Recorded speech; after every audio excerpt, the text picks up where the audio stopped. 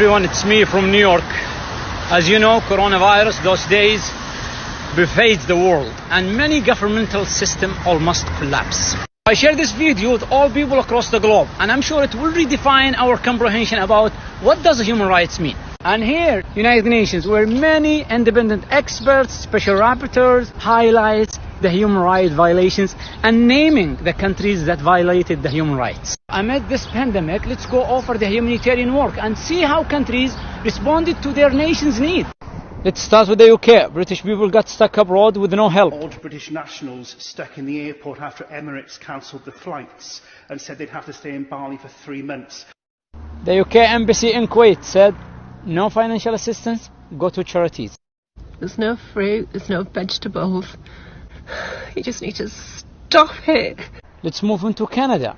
Businesses call for subsidies, and the outside, many Canadians got stuck abroad. And by the way, the Canadian government last year arranged the travel for Saudi teenager fleeing from her family. Thousands who are stuck abroad looking for help from the government to get back to Canada. There's about 1,000 Canadians that are here struggling to get back, trying to find ways, reaching out, and nobody's willing to help. Okay, let's move on to Spain. They are asking for humanitarian assistance. Necesitamos ayuda. Leganés se está muriendo. No hay sitio en el hospital. Esto es una vergüenza a nivel nacional. I'm in from Lyon, France, in the line in front of the supermarket. And now I'm here. Wow, it's not easy to find what you're looking for. In the US, let's start with Sanders' tweet about human rights. This system, the system of capitalism where profit matters more than people, is so damn sick.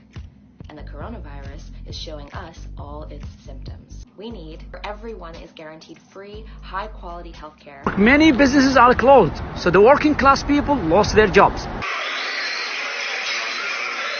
Gloves and masks in the United States are sold out, and Tennessee tells doctors to use diapers and goggles as a protection. Last year, 36 countries issued joint statement about Saudi Arabia, and they expressed their concerns about human rights, and some of these countries are that I mentioned above. In contrast, let's take a look inside Saudi Arabia and see how they responded to this pandemic. Let's start with the non-Saudis who are living right now in Saudi Arabia. I'm actually advising Americans that are in the kingdom that I would strongly consider sheltering in place.